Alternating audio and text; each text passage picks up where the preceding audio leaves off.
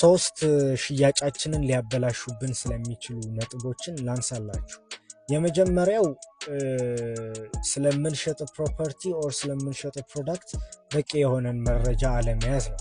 ያ ምን ያደርጋል መሰላችሁ? ጀስት አሁን ለምሳሌ ሪል ስቴት ሴክተር ላይ የምንሰራ ሰዎች ኢን ሚሊየንስ አውጥቶ ሊገበያይ የመጣን ከስተመር ስለሚጠይቀን ጥያቄ በቂ የሆነ ምላሽን ማንመልስለት ከሆነ ኦር ደግሞ ጀስት የምናመነታ አይነት ሰዎች ከሆነ ጀስት ያ ከስተመር እኛ ላይ ያለውን ትረስት እንዲያጣ ነው የምናደርገው ማለት ነው።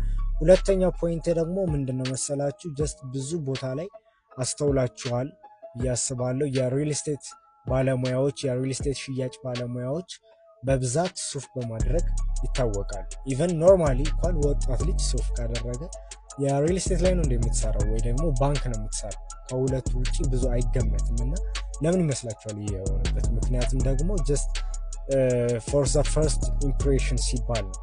ሰው ፈርስት ኢምፕሬሽናችንን ሲያይ ነው ጀስት ቀጣዩን ስቴፕ ሊሄድልን ፍቃደኛ የሚሆነውና ብዙ ጊዜ ልብስ ላይ ብቻ እንዳይመስላችሁ ጀስት ሪል ስቴት የሽያጭ ባለሙያዎች ካኒ ላይ አብዛኛው ጊዜ በየቀኑ ባይሆንም ኦልሞስት ወይ በሳምንት ወይ በ15 ቀን አንዴ የማይንድ ሴት እንደን ኮሚኒኬሽን ስኪል ምናምን ትሬኒንግ ይሰጣል፣ ስልጠና ይሰጣል እና ያም የሚሆንበት ነገር የሁሉ ነገር የሚሰራበት ምክንያት የፈርስት ኢምፕሬሽናቸውን ለማስተካከል ሲባል።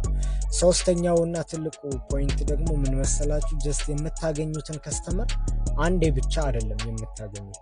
ማለት አንዴ ትገናኛላችሁ፣ ግን በጣም ረጅም ጊዜ አብሯችሁ ሊቀጥል የሚችል ከስተመር ሊሆን ይችላል።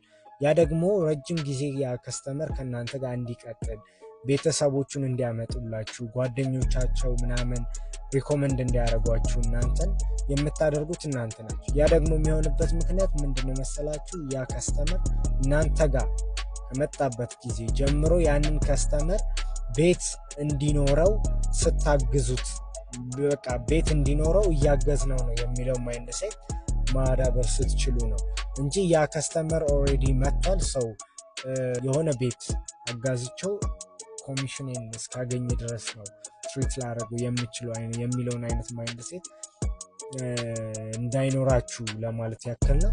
ሰው እነዚህን ሶስት ቲፖችን እንግዲህ ላይፋችሁ ላይ እንግዲህ በጣም ጎበዝና ስትሮንግ የሪል ስቴት ሴልስ ባለሙያ መሆን ትችላላችሁ ብዬ አስባለሁ።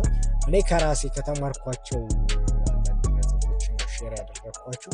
በቀጣይ ቪዲዮ እስክንገናኝ ድረስ ይህንን አካውንት ፎሎ እያደረጋችሁት የሚያስፈልገው ጓደኛችሁ